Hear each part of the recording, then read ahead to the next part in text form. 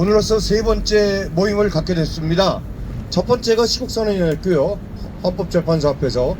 두 번째가 바로 이 자리에서 지난주에 중국 대사관을 향해서 중국 성토대회를 처음으로 가졌습니다. 그래서 우리가 서한문도 전달한 바 있습니다. 여러분들이 그러면 우리가 왜 중국 공산당을 주적으로 외쳐야 되느냐, 그런 것을 잠시 말씀드리겠습니다.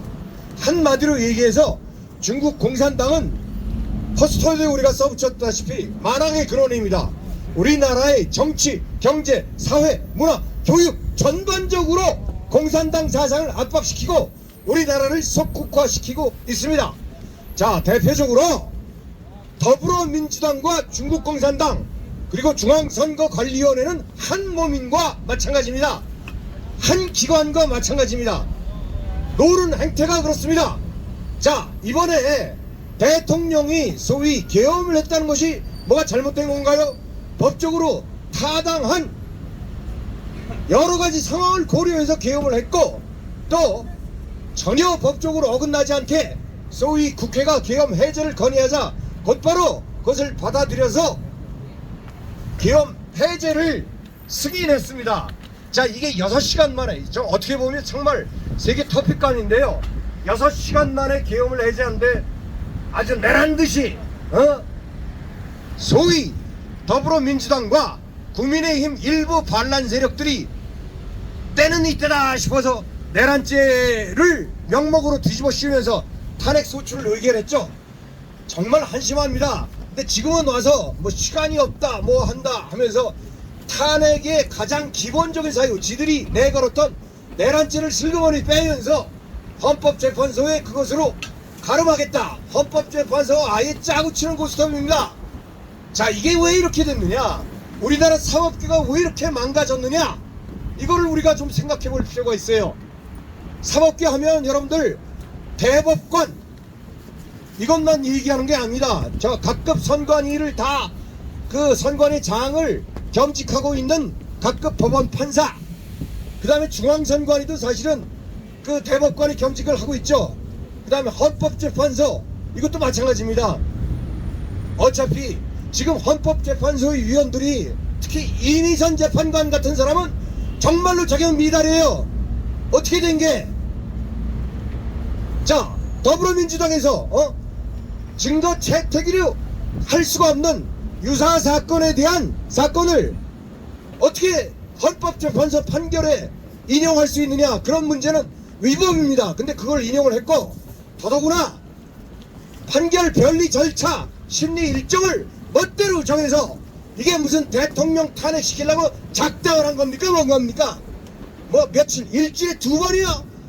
그러면 그 전에 있는 탄핵 계류 사건은 왜 처리를 안 하는 거야? 제일 중요한 또 한덕수 국무총리의 탄핵은 그건 완벽하게 위법입니다. 그건 왜 심판도 안 하는 거예요? 그리고 나서 헌법재판소의 재판관의 재량에 따라서 판단한다? 야, 니네들이 무슨 정치관이야? 정치 판단하게? 그러면 니네들은 말이야, 국민의 탄핵을 받아서 나중에 죽어도 싸다, 이렇게 오염돼 있습니다. 재판관이 이렇게 오염된 가장 기본적인 이유가 뭐겠습니까? 더불어민주당과 한통속이죠. 더불어민주당은 제가 지난주에 말씀드렸다시피 2019년에 중국 공산당과 당교 협약을 맺었어요. 당교 협약이 뭐냐면은 모든 당의 정리 절차, 당의 계획 절차, 의사결정 과정을 똑같이 준용한다, 이런 뜻입니다. 그러니까 거기서 제일 중요한 사항이 뭐겠습니까? 부정선거를 기획하고 획책하는 일이죠. 그러면 부정선거를 준공이 했다는 증거가 뭐 있냐? 차고 넘쳐요, 그것도. 자, 기본적으로 중국 공산당 애들이 우선 여론조작, 댓글 조작을 해서 어마어마해서 엄청나게 갔죠. 우리가 이제 지난주에 성토를 하니까 어이구, 표면적으로는 야, 이거 중국 사람들 정치 개입하지 말라고 이렇게 좀 뜨끔하게 또 뜨끔한 모양이에요. 그러니까 좀 약간 뒤돌아섰는데 절대로 이자들이 끝일 인간들이 아닙니다. 여러분들이 중국 역사를 보면 아시다시피 천안문 사태에서 탱크를 받고 진해 인리를 학살하고 아직까지도 그거 저기 저 언론에 숨지기고 공표를 안 하는 집단이에요. 중국 공산당이라는 집단이. 그런 집단을 우리가 어떻게 믿냐 이거죠. 거다가 여론조사뿐입니까? 부정선거에 대한 직접적인 증거도 있어요. 뭐냐? 우리가 소프트웨어에서 다산 네트워크라고 있습니다. 지금 상장 기업이에요. 그 다산 네트워크가 소위 전자 개폐기에 사용하는 통신 부품을 조달 납품하는 회사예요. 중앙선관위 독점. 그럼 다산 네트워크의 주인이 뭐냐? 짜고 올라가면 중국 애들 거예요. 탄센트, 화웨이 이 지분이 들어가 있습니다.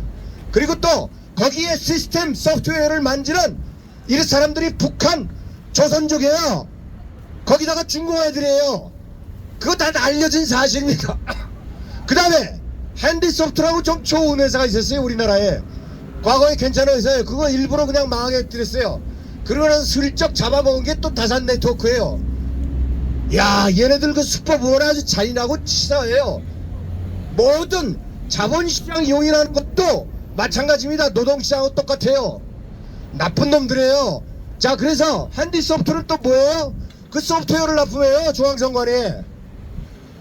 자, 하드웨어 납품하지 소프트웨어 납품하지. 거기다가 아직 알려지지 않은 사람은 거의 중국 공산당의 당원들 위치로 된 소프트웨어 전문 애들이 우리나라 선거에 개입하고 있다는 증거가 속속들이 나타나고 있습니다. 이것도 우리나라뿐만 아니에요. 미국하고 칠레, 그 어디에요? 또 가나, 캐나다, 또 영국까지 중국의 마수가 안 꺼친 데가 없어요. 그러니까 중국이 중화민국 최고라고, 뭐 중국이 세계의 중심이라고, 중국이 이제 세계와 싸우는 거예요. 우리나라 어떤 나라입니까? 5천년 동안 중국하고 대결해서 살아남고 이긴 나라 아닙니까? 그 중국을 뭐에 그까짓 거 두려워해요? 이 자식들아, 나가! 차이나 아웃! 건방 떨어지지 마라 이거야. 자, 마치겠습니다. 자, 너무 제가 길게 하면 안 되니까. 자, 중국은 말이에요. 폐악질의 근원이에요. 빨리 우리나라에서 떠나라 이거야. 세계의 적이야 중국은. 각성하라. 차이나 아웃. 천멸 중광. 감사합니다.